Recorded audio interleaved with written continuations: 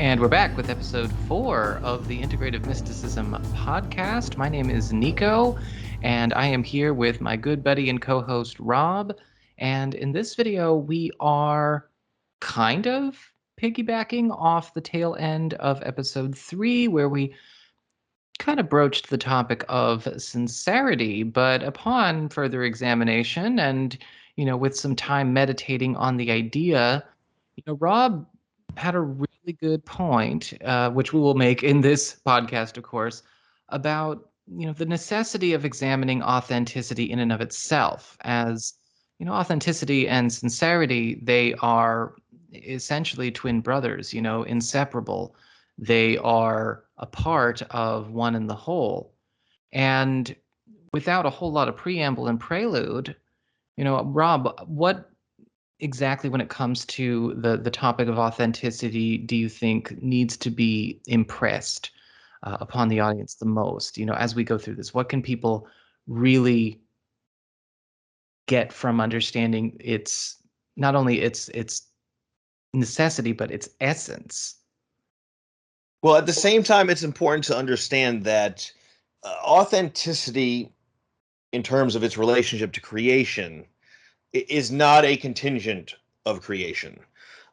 We create through the inauthentic lens all the time, and there are times when an inauthentic state of creation is necessary because what is created needs to be in alignment with something other. The main primary import of authenticity is the fact that when one is in harmonious alignment with who and what they are in their creating, through that authentic lens, one is more likely to create something that is supportive of oneself. Okay, this is where the creation of a supportive creation is what distinguishes the authentic and the inauthentic. Yeah. Because if you're creating in disalignment with who and what you are, you may create something wonderful. You may create something interesting. You may create something powerful. But you're more susceptible to create something that is not going to be supportive of your being because you did so inauthentically. If you can come to know who and what you are, you have literally grabbed a skeleton key to create a supportive creation. Essentially, you can't really be creating anything from the heart if you don't even know what the heart wants. And if your heart is not in it, you inevitably will create something that is going to either challenge, disappoint, or I guess clash with you in some way. And sometimes those Absolutely. can be, yeah, and sometimes those can be very positive clashes. When you I was just going to manifest, say the clash is very important to resolve. right? I mean, well, and when you think about it, it's like, okay, you manifested the job that you desired, and now you realize how much it really takes to really do that. It's like with working as an entrepreneur and running your own business.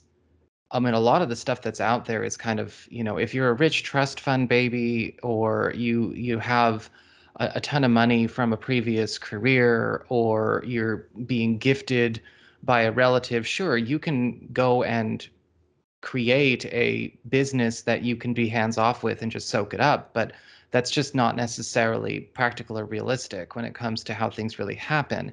And if you are going into business for yourself, even if you are trying to work online, it can be a 60-hour-a-week job.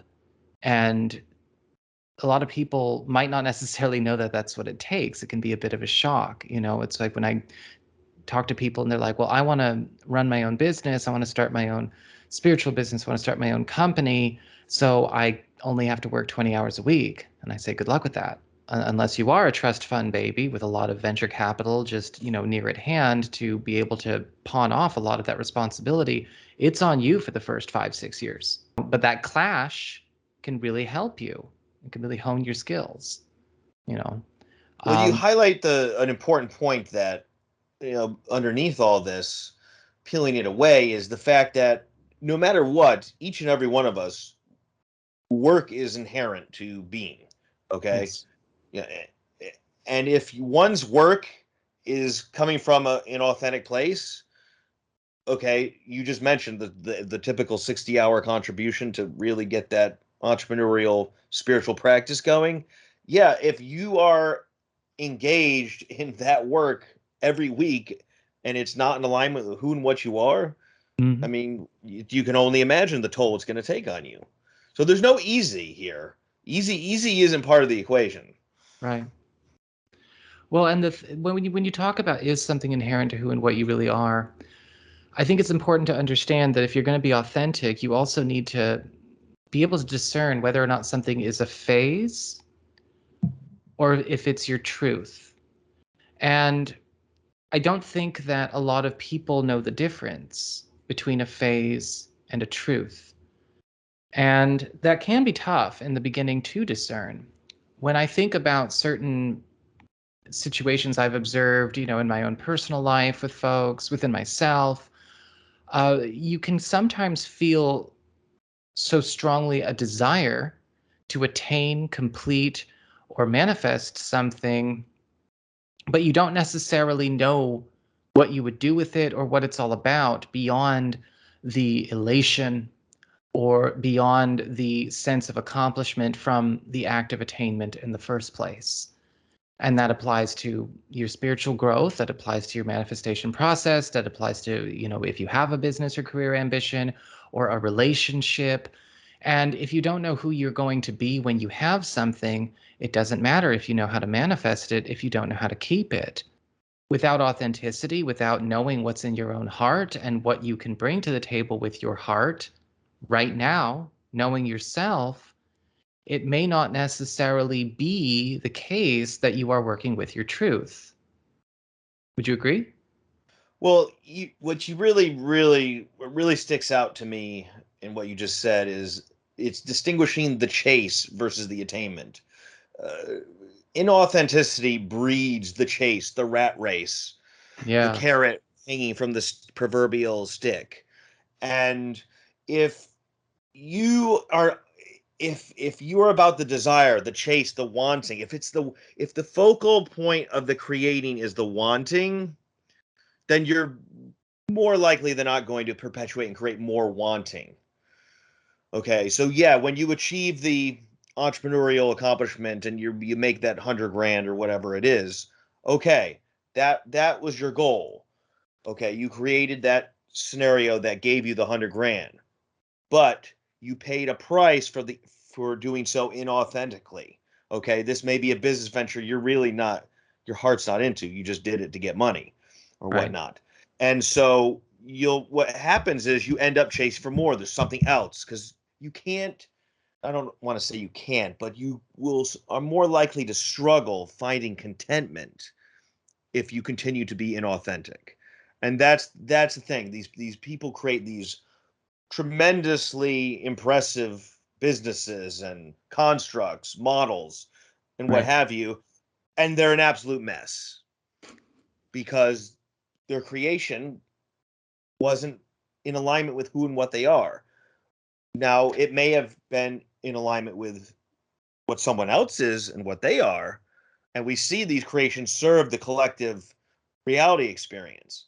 But frankly, what if you sacrifice your own reality experience to contribute to the collective reality experience, you're actually diminishing the collective reality experience because the two are intertwined. You are immersed in it, and if you are inauthentic, if you are burnt out, okay, what ultimate role did you play in the creative process?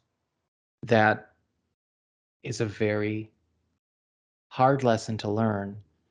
And a lot of us learn that way too late, myself included. Same And here. I mean, this is one of those. It's not an easy lesson. no, no, it's not.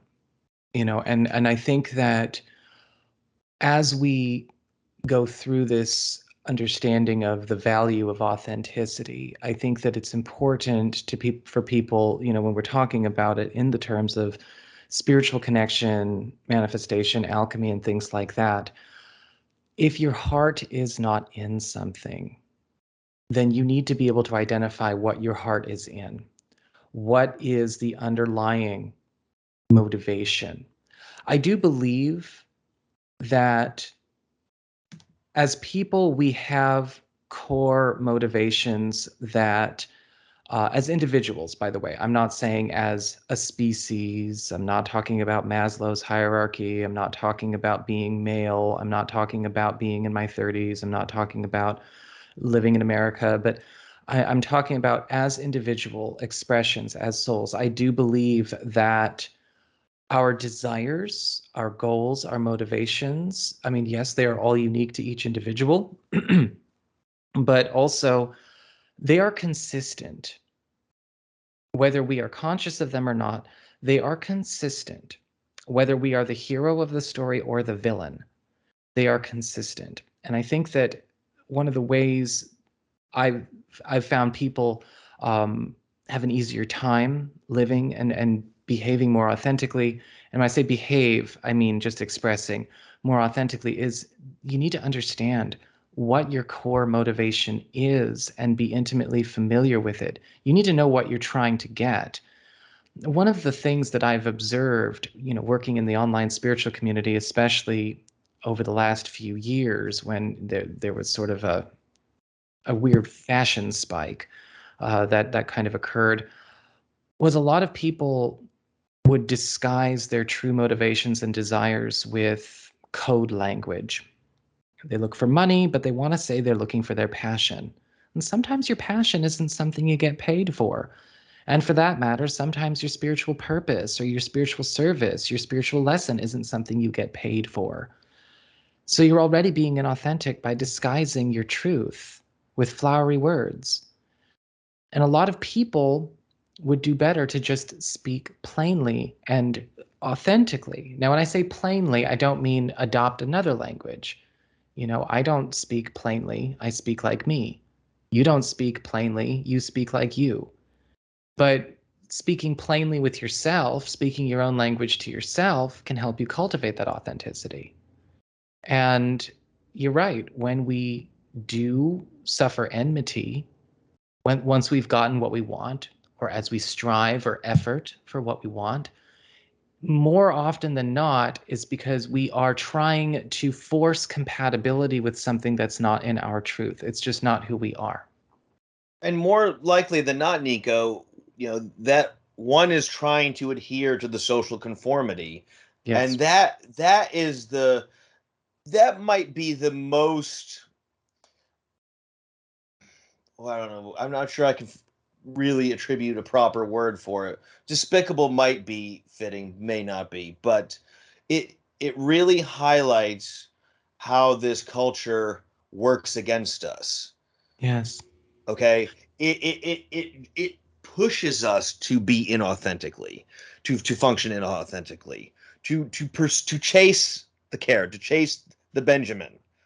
Okay, so and then we have our excuses and our coping mechanisms to maintain our inauthentic state. Like you Right. said, I'm doing this because I want to help people. No, you really, the true motivation was the six figures at the salary, at the listed salary. That's why you're True. doing it. And being honest with yourself when it comes to your motivations for what you desire, that's one of the steps to get closer to inauthenticity, to authenticity. And you could go to the inauthentic state too, but understanding what you want, knowing you're wanting, can get you closer to what is authentic and what is not for you. And being objective in your observation of your core motivations is crucial as well. Because sometimes you will find your core motivation for a certain task is not very good or very healthy. What if it's driven by a wound? It's driven by a trauma. It's driven by resentment. It's driven by uh, greed or jealousy. These are all things that hurt, obviously, but if we find that that has a say in the way we go about meeting a core need or a personal desire, and we allow it to have a say, And unfortunately, some people do, or some people even venerate it, they endorse it, they decorate it. They end up becoming the villain in the story. The reason I keep bringing it back to hero and villain is not necessarily to impose duality, but, in good literature, anyway, in good writing, the hero and the villain are often the same person. They just use completely different measuring systems. They have completely different work ethics, and they are trying to achieve the same result by using very different means. So when we reconcile that we might be hurting ourselves by being What inauthentic, archetype are you embodying right now, folks? And is it in alignment with who and what you are? right? Look at it. And why do you want what you want? Why are you trying to manifest what you're trying to manifest? And is your core motivation or the driving motivation a match for the thing you're trying to create or the thing you're trying to live, right? Um, if one were to say, I want to manifest a relationship, what's the core driving point? Do you have a lot of love to give, or are you lonely? Being driven by loneliness often creates villainy. Being driven by a lot of authentic love to give creates a hero. Being driven by pain or resentment or jealousy or maybe feelings of failure creates a villain. And And if and when you recognize you're doing so, are you shunning yourself? right, you don't have to shun yourself. You just have to correct and resolve the situation. And it won't be resolved by getting what you want, by following motivations that actually prompt you to take inauthentic means to that end. If pain or self-consciousness causes you to fabricate a completely different person to show you your love, or if fear of failure prompts you to create a persona for the outside world, if jealousy or anger prompts you to try and control the wants and desires of others, then you have to deal with that because you're not attaining what you want, or you may mistreat what you want. You may slack off at the job. You may lose that perfect presentation for the relationship, and then 6 months or a year or two down the road, you fall back to the self that's not healed. And so to work and live authentically is to also understand what this desire or what this manifestation is meant to serve. Well, the beautiful thing about your examples is they highlight how, eh, as you can see, eh, the importance of basically being authentic on the individual level comes from the fact that our failure to do so creates the inauthentic collective reality that we're immersed in. That kind of homogenistic embodiment of inauthenticity, yeah, we see it all play out. So it's actually very important that we really put ourselves on the pedestal here of authenticity, because if we don't do so, we will continue to create a collectively inauthentic state, and I will continue to live in the wilderness and until such time that I can return to the society that has become more harmonious and in alignment with itself and who and what we are. I was literally about to say the same thing. Oh, Hey, that's awesome. we're on point, we're on sync, and I'm so glad we found each other. Yeah, I mean, here's that's the truth though. That's the truth. I mean, okay, self-disclosure moment. I mean, when you talk about a clash and you talk about a struggle, I mean, have you watched me the last 2 years? Trying to find a way to feel at home in the spiritual community was not easy, and I mean, when you think about all of the experimenting I was doing, because I've been doing this pretty much all alone. I don't have a focus group. I don't have, coaches. I don't have market research going on. But watching a lot of what's been happening, I mean, 2020 and 2021, at least the first half, um, I realized that I was in 2019, actually, as well. I was coming into a space where it's not that I wasn't being authentic. It's just that I was really struggling to find a way to bring more of my true self to the table to draw in people that I really resonated with. Um, I've got some, my own, we all have our own personal journey, our own personal stuff that we're working on. But it got to a point where what the online spiritual community was turning into, whether it was the reading community, personal development, or magic, or anything like that, versus what I thought I had to do to survive, right? To keep making money, and to, connect with people and take care of myself and keep the business up. There was a lot of clashes, a lot of clashes. And, if, for my friends and my followers that really connect with me and really know me, you can look back at the last 2.5 years, and it was kind of like that scene in The Return of the King where, the armies of Gondor were basically throwing the debris from their own shattered walls back at the enemy army. It was tough. I could imagine because you seem to be touching upon the inauthentic state of the industry that it encompasses spirituality, metaphysics, and whatnot. And this Yeah. also applies to other industries and other Oh, professions. yeah, it's But everywhere. what really pours out, what's screaming at me is that, let's face it, there's a number of what you ideally would consider your colleagues and collaborators. uh, Mhm.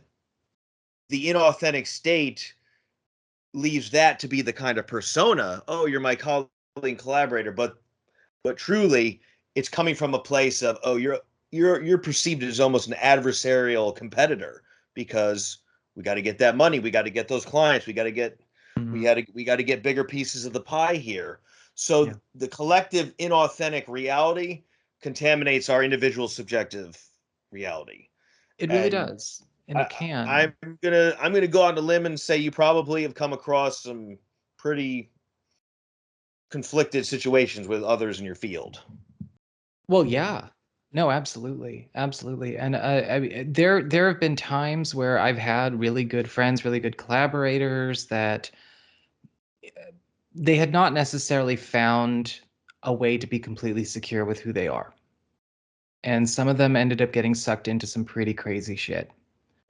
And, I had a really close alliance, close working partnership with somebody, and they fell down the geopolitical rabbit hole. And um, that was the end of us because, me, I'm not bringing any of that to my stuff because that's just not my world. And I've had people kind of come in, but they're coming in with that sort of contrive an artificial life to live in because you can't work on your old life, you can't work on yourself. And a lot of what got attracted to this community, honestly, are things that I had to work on healing, some deep trauma and some deep wounds about, especially when it comes to the more emotionally dysregulated in emotionally unstable populations. A lot of people, I didn't realize this about myself until I got to about 2019, 2020, and I was like, oh my goodness. A lot of what has gravitated towards this community are literally the archetypes of people that, created my chaotic childhood. And when we think about that, I was basically working to serve in the best way possible while also realizing that I was serving these difficult and very chaotic and very unstable situations to the best of my ability, all the while suppressing my own discomfort and my own alarm system. And because what I I do. hear in all of that, sorry to interrupt. Yeah, good. What I hear in all of that though is the fact that you you realize that inauthenticity, it doesn't have staying power. It doesn't No. last. It burns out. It can't hold up. It's a house of cards. And Well, trying to yeah. sustain it for the behest of others also is not going to last. And it was a unique form of inauthenticity. It wasn't necessarily that I was bringing a fake self to the picture. I was just bringing a self that um, was a very small minutia of who I was, omitting a lot of other things, right? And an omission is still dishonesty at the end of the day. An omission is still not wholly honest, right? The whole truth, nothing but the truth. Whole truth, omission is Whole. not whole truth. Yeah. And so for me, and I feel like this is something that I feel might be worthy of discussing here as well. Um, I also realized the things that I was doing to try to get back to my authenticity were kind of encountering, of course, the clash of the repercussions, right? And you will going back to your authenticity, you're going to have a clash, right, with your boyfriend, your wife, Yes, they will revolt your against you assuming your authentic state. No, you uh, will maintain your inauthentic form. but you have to assume responsibility for the fact that you either omitted it or disguised it. And in my case, it was an omission. You know, you have to own it. I mean, Absolutely. you have to own it and you have to go through it. You have to bite the bullet and go through it. One of the and it was a struggle. It was definitely a struggle. There was a point where I was basically like, you know what, I'm going to take this channel as far away from this as I can. I can't deal with it. I am getting the F out of here. So I was like, I'm going to up the ante. I'm going to bring in all of my crazy language. I'm going to try and just rise as far up and out of this atmosphere as I can. Be careful with that. Be careful about how you overcompensate because you may be alienating people that you can still connect to. And I can't remember his name. It was just somebody who gave me he made a very, very poignant comment on a video of mine, and it stuck with me. And he basically said, "Hey, I like you, but you've gone too far, and you're kind of you've gone into a space where I can't access you anymore." And I was like, I didn't want to chop him out or people like him.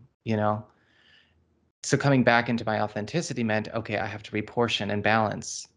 No more omissions, no more placating, no more overcompensating by going in the opposite extreme.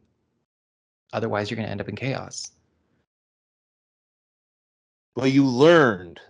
Right. That's what again, you learned this. You went through it, you experienced it. And it took time to overcome these personalized, just self-imposed limitations of abiding by the conformity that the society wants you to abide by. I mean, it, when you are living in your authentic truth, okay, because you're not in denial and because you see yourself for who and what you are, you will be able to see the world for what it is.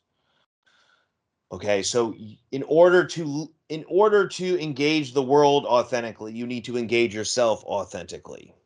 Yes. And when you do so, you will start to notice where the other people are completely fractured from their true selves. And that's what you observe. But you didn't completely dismiss this individual, these individuals. You did try to bring them in the fold in a way that you felt could serve who they are based on what you knew. And No. sometimes that leads to a reconciliation. Other times it leads to nothing of import. But You you get so, still were there for them despite whatever motivations led them to do what they did. but that was still in a way betraying my own authenticity. And again, it was coming back to what was the core motivation for doing this in the first place. I had to really get back in touch with going into the core motivation for doing this in the first place, and um, where can a person kind of have it get away from them, you know? And again, it wasn't all me. I'm not taking it all on me. It did become a sort of a net for all kinds of, you know, catch-all situations, the wellness community and the more of the hype factory, you know, kind of invaded.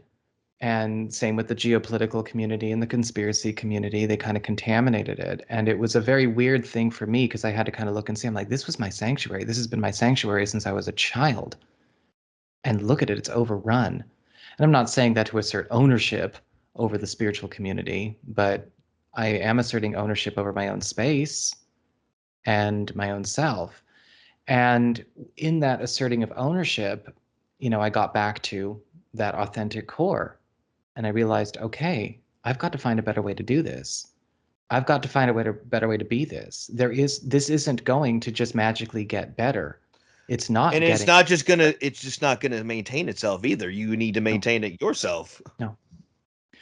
And part of being authentic is also knowing when you're changing, when you are shifting. Absolutely. When are you changing? Is that change deviating you from your authentic self? And well, is your authentic self evolving? You know, being an old Yeah, self, exactly. Is your are you evolving? That's very very good point. you know, if you are trying to say be stuck in a certain chapter of your life because either you feel like you were happier then and there, right? You that was a strong time for you, you don't want to leave. Or maybe it's the opposite. Maybe it wasn't happy, but maybe you're addicted to resolution and you don't want to leave until it's done, until you're satisfied. You know, that's also very dangerous. There are a lot of people that are addicted to closure and Closure, resolution. conclusion. Yeah, I agree. And It's like the heroin. It's abs yeah, we need to maintain our cognizance of our authentic state. right. We need to be If aware of it's just it's you're all you're a infinite being in a limited state. Okay, yeah, it can it be easy to lose track of aspects of ourselves that we may be deviating from the authentic state. right. So hey, it's our responsibility to be mindful and pay attention and learn from the deviations so you Right. can return to center. Because your soul doesn't show up until you are. At least your soul doesn't show up until at least not in any kind of consistent, sustainable, high-powered way until you are in that state of complete wholeness and knowing who you are and your authenticity. And when you have a situation where you are fragmented, where you only let yourself be your true self on the weekends, or you only let yourself be your true self off the clock, or you only let yourself be your true self when you are with a certain sect of people, or you live your life omitting half of your true self, your soul isn't completely there because your higher self, your multidimensional self, your guides, they're there for the true you, not the fake you, not the one that aspires to be like somebody else or the one that is aspiring to take on a task or a burden it has no business taking on. You know, when you're out of alignment like that, it can really mess your life up. And what often happens, I think, is that people who may desperately try to be happy or desperately try to attain a certain level of contentment and security through authenticity or through inauthenticity, excuse me, you end up in this state where you are constantly overcompensating, you're constantly overmanaging, you are constantly overcorrecting. Inauthenticity is a very inefficient state. It is. It's like saying, I want to be in a happy, loving, fully fulfilling relationship as a gay man, but society wants me to marry a woman. So here I go. Good luck with that. Well, right? I mean, it's not hard to see the fallout from abiding by that inauthentic state. I Sure. mean, you see massive suicide rates from individuals who deny themselves and their sexuality and their Right. true being. And I think the collective has made progress in terms of removing that pressure, but it's still there. Right. It's way different now. And but I was one of only, two, three people out in a high school of 2,000 people back in 1999. So it's a very interesting, it's a very interesting observation that I've cut. It's a good example. It's the best example I can think of. And it is something that I think everyone can relate to on a core level, not necessarily for the subject, but the amount of effort it takes people to pass for something that they are not steals time, wastes resources, and kills relationships. And it does continue the vicious cycle of an inauthentic life. You know, it may not be that Ashley is a gay woman trying to live as a straight woman. It may be that Ashley is pretending she's happy with a career she chose in her teens but makes her miserable in her 40s. But she's trying to pass as someone who's happy.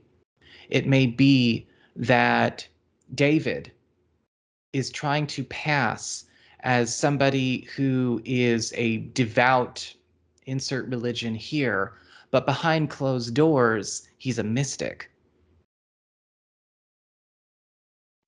Yeah, When again, how, measure, if you're able to kind of find a measurement of your trying to pass, that will give you an understanding of how much of a deviation is occurring between your authentic self. Yeah, and Because I'll be frank, I use I have my personas, and there are deviations, but the deviations aren't so significant that I lose myself. I think it's there's a difference between an adjustment. An adjustment, there's the key word. When I'm around family members I enjoy, I don't do an integrative mysticism podcast with them right there. I'll play magic cards with them. I'll play video games. We'll have fun. We'll talk. I mean, they know who I am, and I know who I am. I don't need to be this and on this 24/7 because then I'm also trying to pass by omitting other things that I like. I do enjoy video games. I do enjoy fantasy movies. I do enjoy playing Magic the Gathering. I do enjoy hikes. I do enjoy martial arts, you know? And if that's the way I can communicate with people authentically, then I absolutely will. It doesn't necessarily have to, I mean, being stuck in one mode is also a form of inauthenticity because you're a Exactly. multifaceted And being. if you overemphasize one authentic aspect of your being at the expense of others, you're not Yeah. being authentic. Yeah, I don't go to my Actually, uncle's. actually flip the script with that aspect of yours. You contaminate that part of you that you're overemphasizing. Yes. Lose Yes, you everything. do. You lose it all. Well, you Right. don't lose it, but Well, no, I mean, you there is a loss there. there is. It's you strain or you overinflate. And a strain, either both strains and overinflations are distortions. It's a distortion of the truth. And a distortion of the truth is an incomplete truth. And if it's an incomplete truth, then it's an inauthentic expression. It's an inauthentic reality. So what are your distortions, folks? We all have them.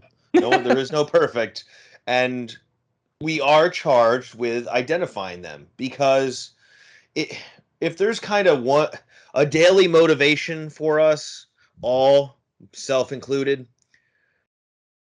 what what is necessary for me to be authentic today? There's the question you pose yourself every morning. Put it in your phone, put it in the background of your phone, put it on the background of your computer screen, your desktop wallpaper. What is necessary for me to be authentic today? Well, and Pose that here's question to yourself every day, folks, and you're going to see the magic just allow you to be who you are. Yes. Yes, absolutely. And I'd like to add to that, because I know we got to wrap up here. Find out what you are really trying to do. What's your core manifestation motive with what you're doing? And be specific. Don't cop out and say, I just want to be happy. So, that's also being inauthentic. Copping out and hiding behind a generality is inauthenticity in and of itself. So, when you are fighting for something, striving for something, fighting with something, loving, nurturing, supporting, protecting, all of it. What are you trying to do? What is your core motivation? That will also show you exactly what this being that you are expressing now, the Rob character, the Nico character that you are in this story, what that being also wants while also going through this conscious evolution process. What is your core motivation? And get aligned with your core motivation, and you can do no wrong. Or at least it'll give you a tool to go, okay, is this what this is? When I'm being this, when I'm doing this, when I'm not doing this, when I'm striving to pass, where have I maybe lost my touchstone? Where do I need to go and grab my touchstone? Well, the beautiful thing here is that the inherent discovery of life and mystery of life is not forsaken in becoming more attuned to our authenticity. Nope. Okay, like you said, take a core motivation, pull that thread. Where does it lead? What comes out? Okay, that will beget more understanding. Okay, it's okay if you don't have a complete conception of the totality of your authentic being. Most of us don't. Like I said, we're limitless beings in a limited form. So if you can just find something to correlate, to relate, to connect to the authentic state, you got a path. What else is available? Be open to what could be there. If you get too stuck on, I don't know, I don't know, I don't know, then you don't seek to know. Yeah. Seek to know. And you will come to know, and you will come to be who and what you are. And you will stop Nico, living. it was another great conversation. It was. You're right. No, good idea. Let's stop now. We'll be coming back again next week, so we will do it next week. But you guys all take care. I hope you really enjoyed this, and just remember, if you catch yourself doing something as a means to an end, make sure on some level the means and the end do match your core motivation and your authentic self and what you're really driving for. So with that, we're going to sign off. I'm going to say goodnight, Rob. Stay peaceful. And y'all take care. I'll see you again soon.